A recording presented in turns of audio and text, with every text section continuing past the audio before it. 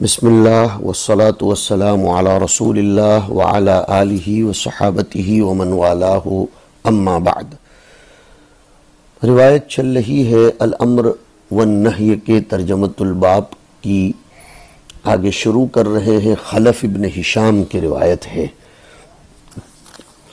ان کی روایت چلتے چلتے عن ابن مسعود عن النبی صلی اللہ علیہ وسلم بنحوہ زاد او لیضربن اللہ بقلوب بعضکم علی بعض ثم لیلعننکم کما لعنہم۔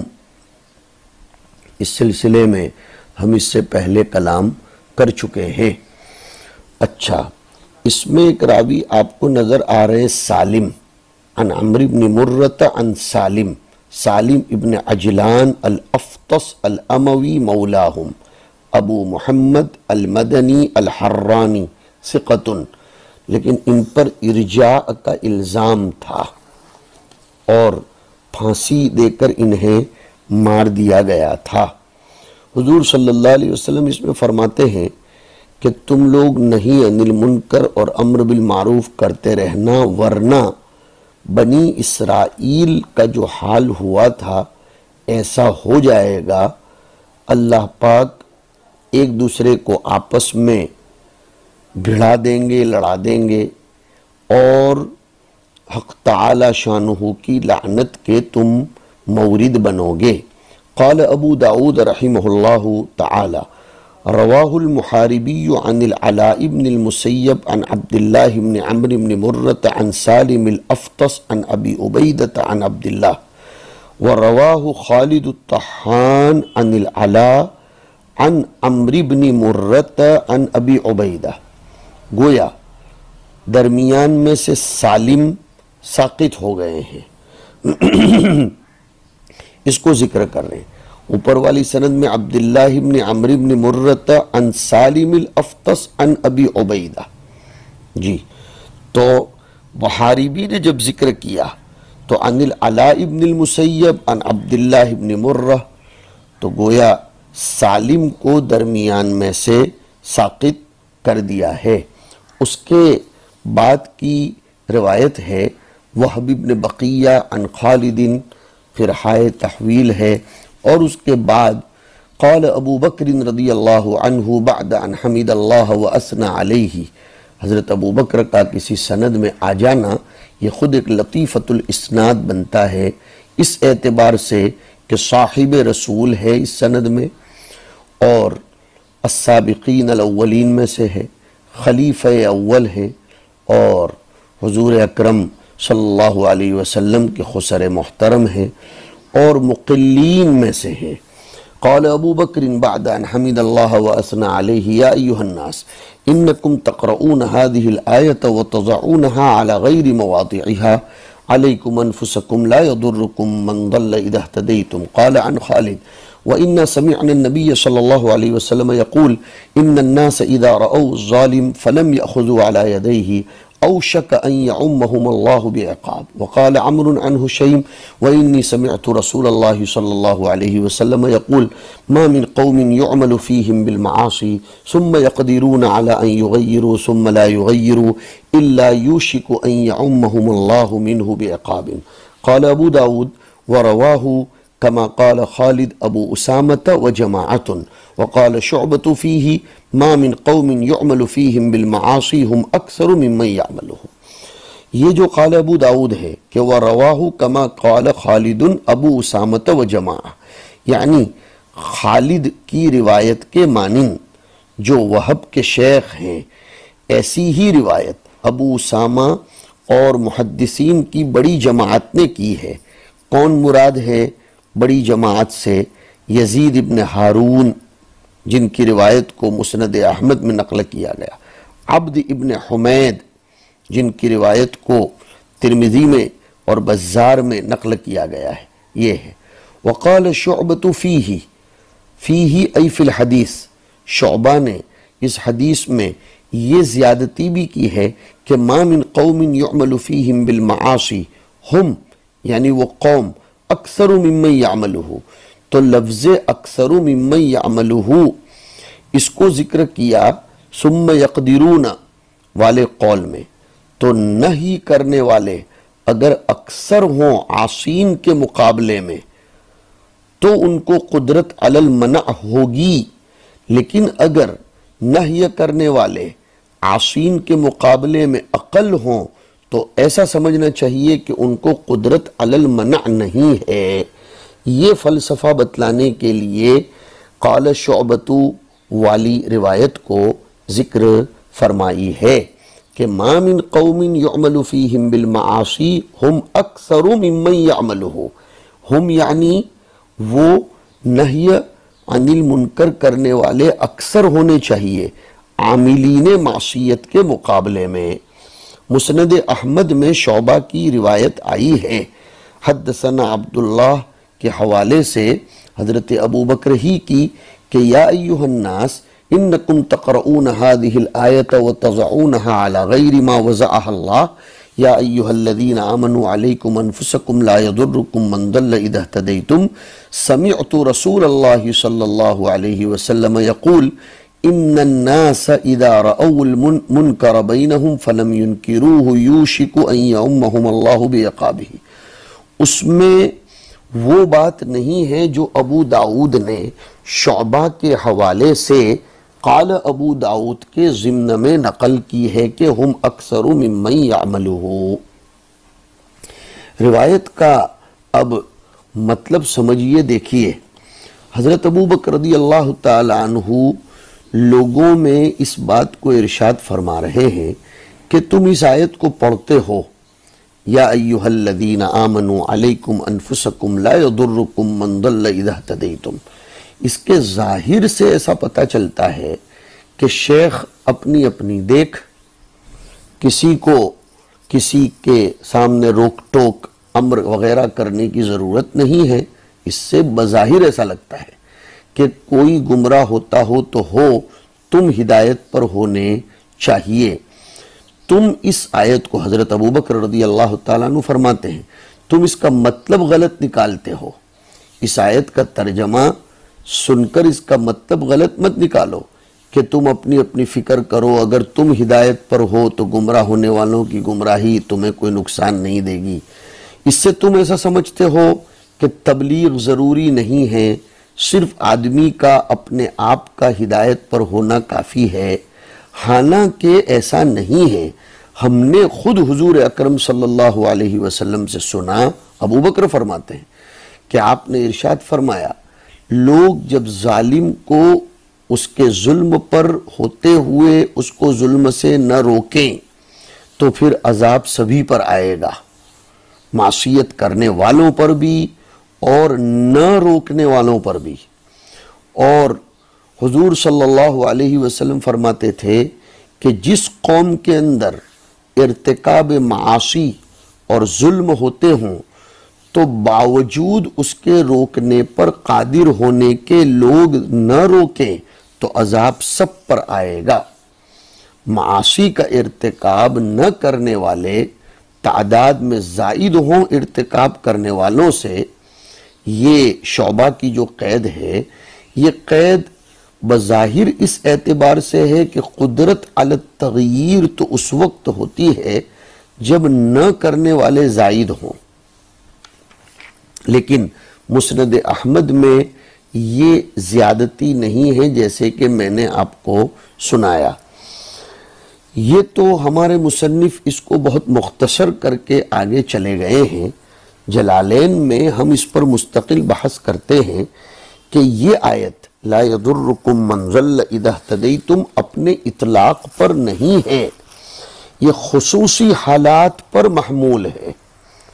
ابو ثعلبہ الخشنی رضی اللہ تعالیٰ عنہ نے اس آیت کی تفسیر حضور سے خود دریافت فرمائی تھی، جزاہ اللہ عنا احسن الجزا، کہ حضور اس سے تو پتہ چلتا ہے کہ امر بالمعروف اور نہی عن المنکر کی ضرورت نہیں ہے، انسان خود ہدایت پر ہو کافی ہے۔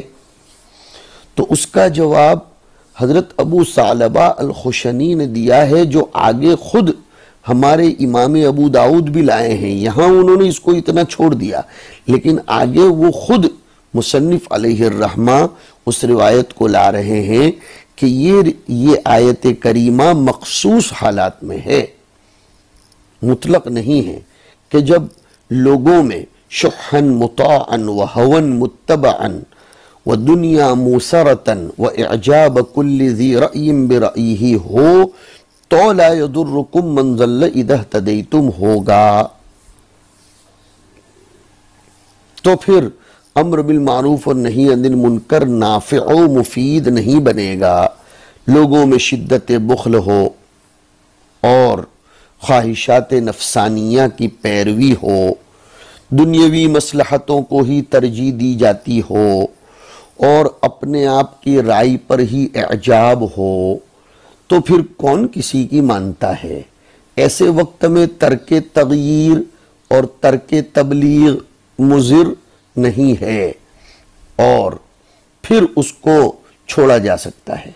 مطلب ترک امر بالمعروف و نہی عن المنکر مخصوص اوقات میں ہے، ہر حالت میں نہیں۔ علماء مفسرین نے اور بھی ایک بات کہی ہے کہ ترک تبلیغ کو غیر مضر قرار دیا ہے بشرطے کہ اذا اہتدیتم، اور اہتدیتم تبھی تو ہوگا جب وہ تبلیغ کر چکے ہوں گے حالات کے اعتبار سے، بالید یا باللسان یا بالقلب۔ بہت زوردار جواب ہے یہ کہ لا یضرکم تو تب جب اذا اہتدیتم، اور اہتدائے کامل بغیر تبلیغ کے نہیں ہوتا، اس لیے کہ اہتدا تب ہوگا جب ادائے واجبات و فرائض ہوں، اور فرائض میں سے ایک تبلیغ بھی ہے، تو ترک تبلیغ ہوگی جو اذا اہتدیتم موجود ہی نہیں ہوگا۔ تبلیغ کے باوجود بھی اگر لوگ نہ مانیں، اذا اہتدیتم کا مطلب یہ نکلے گا کہ لا یضرکم من ضل اذا بلغتم و اذا امرتم و اذا نہیتم، تو پھر لا یضرکم۔ یہ بہترین توجیہ ہے جس کو مفسرین نے ماشاءاللہ وجزاہم اللہ ورضی اللہ عنہم ذکر فرمایا ہے۔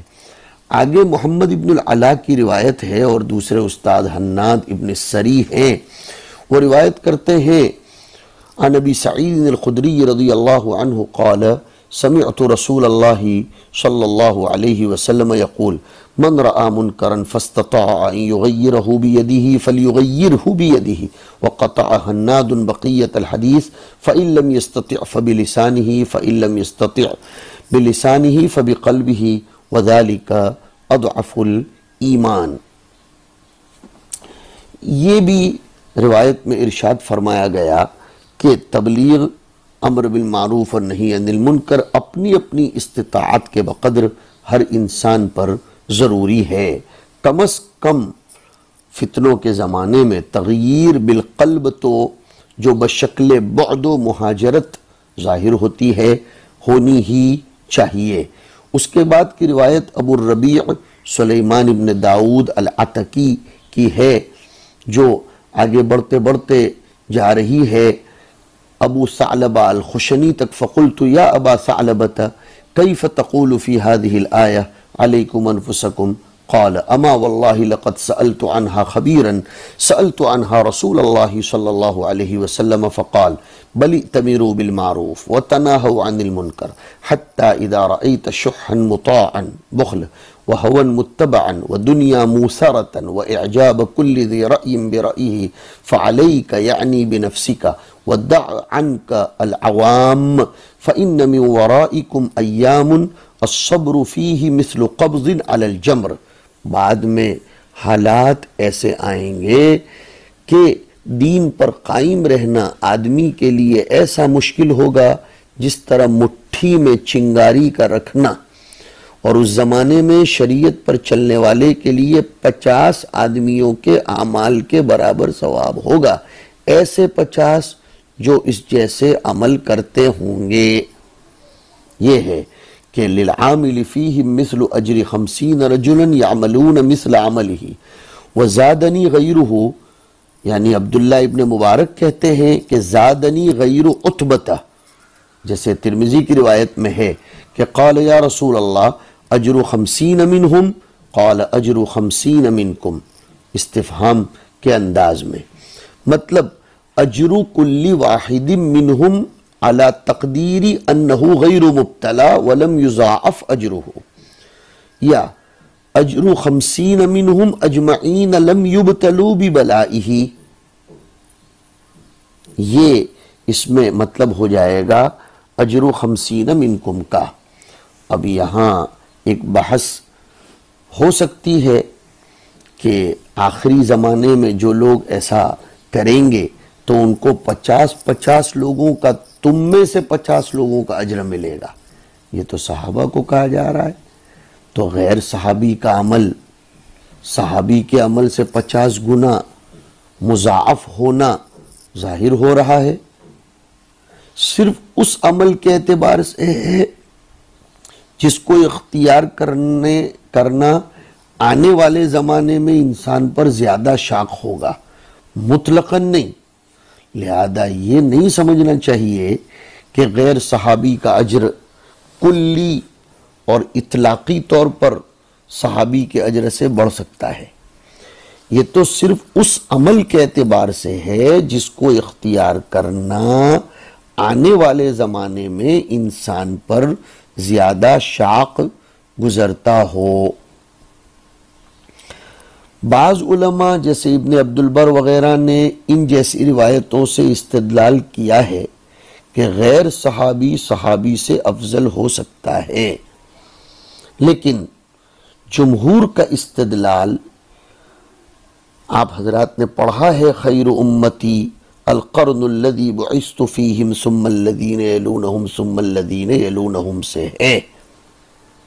جمہور علماء تو یہی کہتے ہیں، اور روایتوں میں ہے صحابہ کرام کے باب میں، اور بعض لوگ یہ بھی کہتے ہیں کہ مثل امتی مثل المطر لا یدرا اولہ خیر ام آخرہ، لیکن جمہور بہرحال یہی کہتے ہیں، اور وہ روایت بھی تو ہے واللہ لو ان احدکم انفق مثل احد ذہبا ما ادرک مد احدہم ولا نصیفہ۔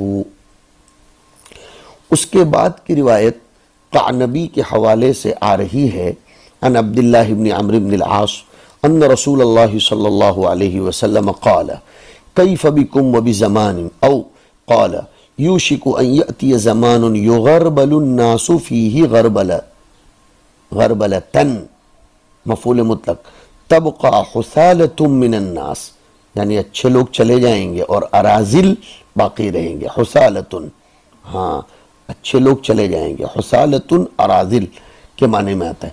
قد مریجت عہودہم، مریجت ای اختلطت وفسدت، واماناتہم واختلفوا فكانوا هكذا وشبك بين اصابعه فقالوا كيف بنا يا رسول الله فقال تأخذون ما تعرفون وتذرون ما تنكرون وتقبلون على امر خاصتكم وتذرون امر عامتكم۔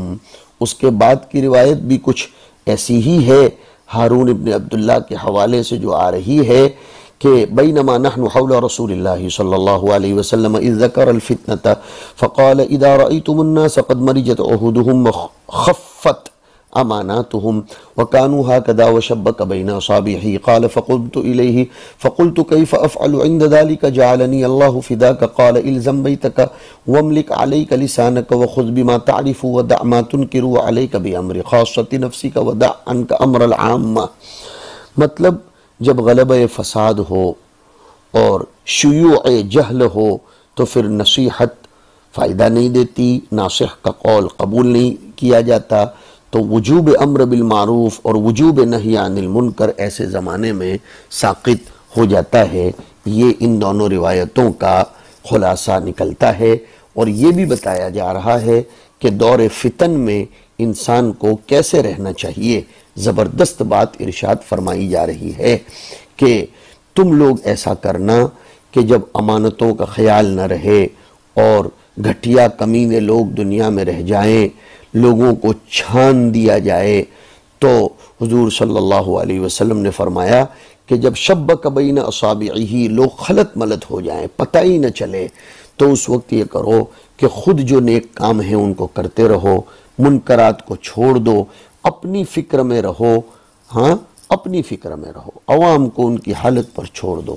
انہی حالات اور انہی فتن کو دیکھتے ہوئے بعض مشائخ کو ہم دیکھتے ہیں کہ انہوں نے کونا پکڑ لیا ہے، اس لیے وہ ان کا اپنا معاملہ ہے، ہمیں ان پر اعتراض کرنے کا حق نہیں ہے۔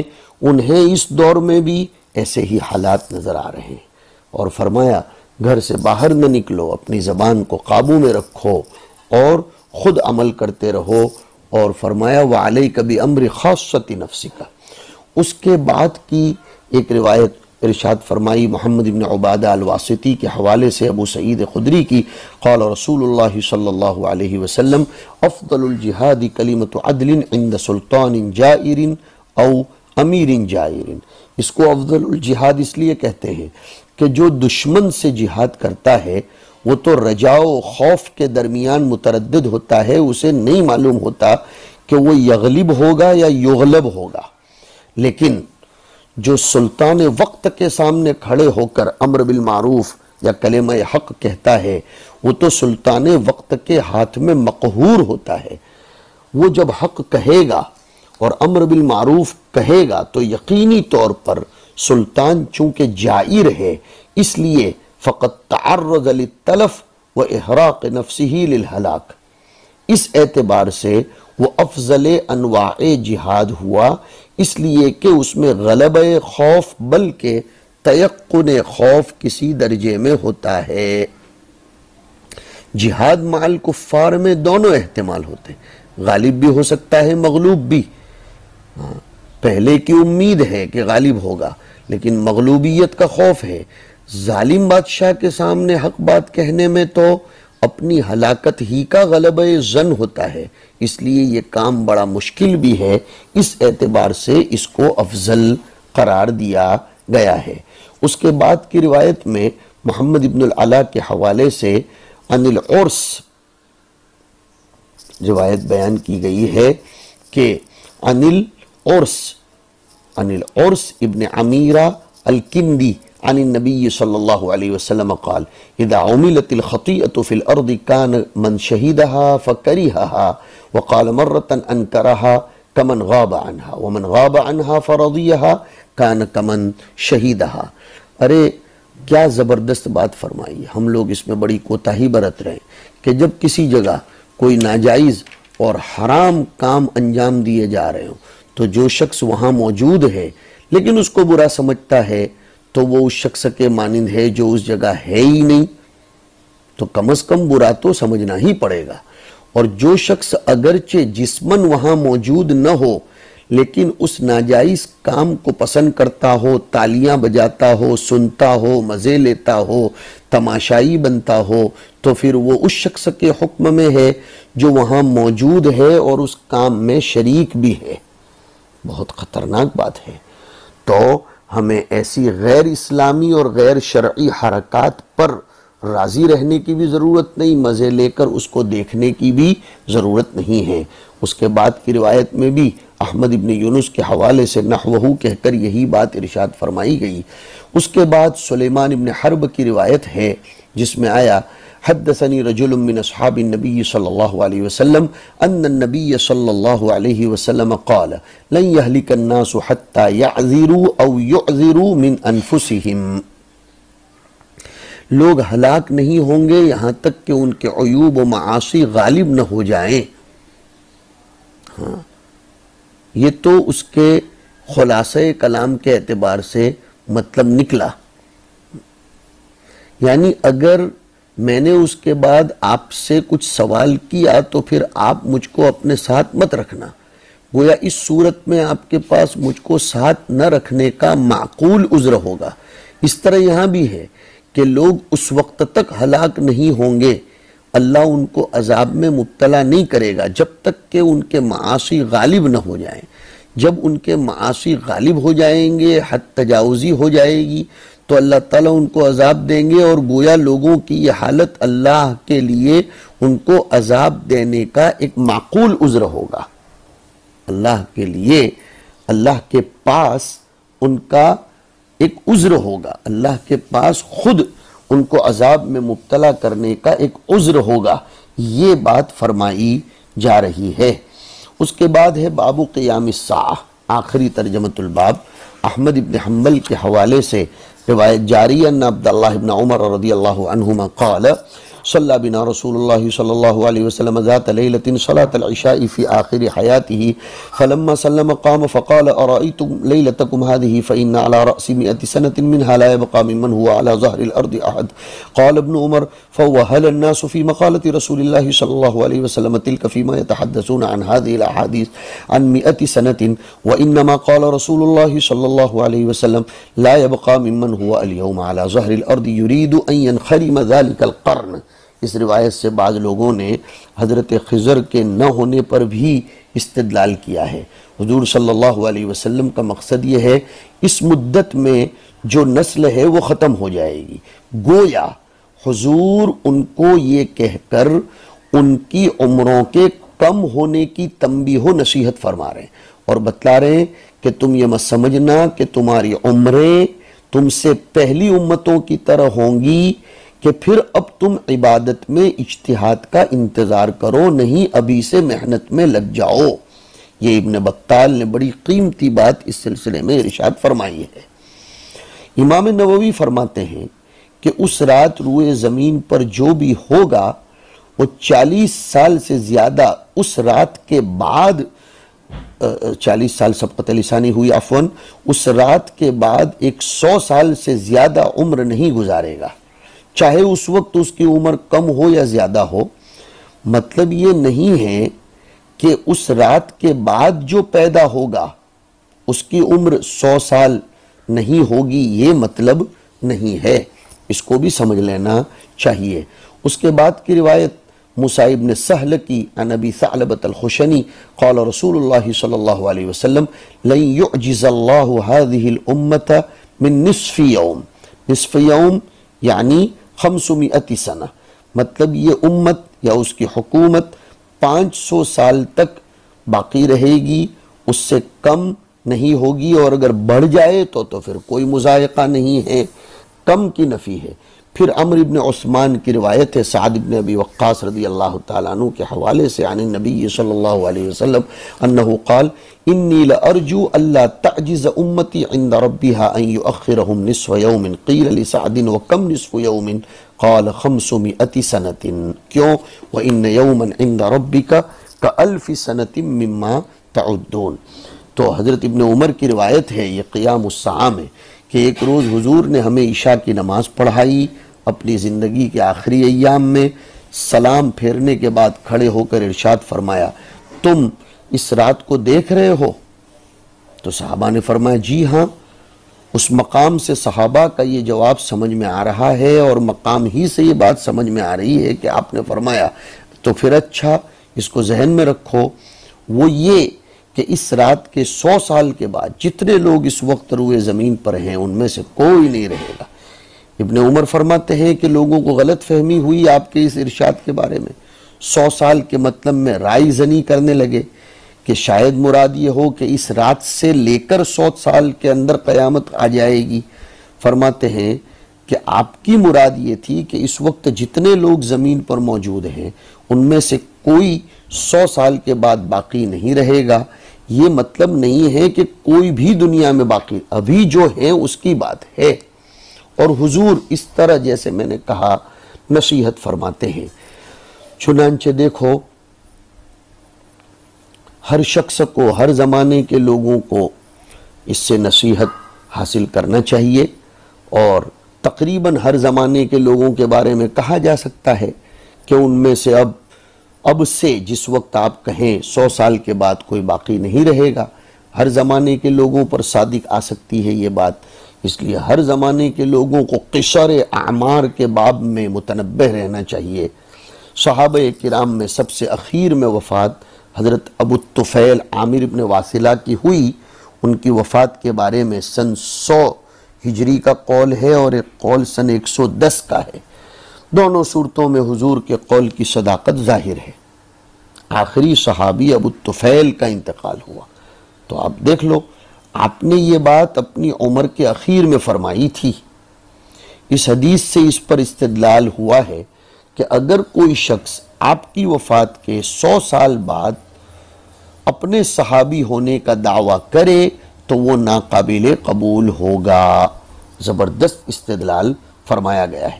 اور آخری روایت کا مطلب یہ ہے کہ اللہ اس امت کو محروم نہیں کریں گے نصف یوم سے، یعنی کم از کم نصف یوم تک میری امت باقی رہے گی، کم از کم۔ اس سے زیادہ ہو جائے تو کوئی حرج کی بات نہیں ہے، اور ماشاءاللہ زیادہ ہوا ہے۔ اللہ رب العزت ہمیں ان سب فتنوں سے محفوظ فرمائے، ہدایات نبویہ پر عمل کرنے کی توفیق نصیب فرمائے۔ کتاب الفتن والملاحم بحمد اللہ تعالی یہاں ختم ہوتا ہے۔ وصلی اللہ علی النبی الکریم۔ ربنا تقبل منا انک انت السمیع العلیم وتب علینا انک انت التواب الرحیم۔ اللہم جنبنا الفواحش ما ظہر منها وما بطن برحمتک یا ارحم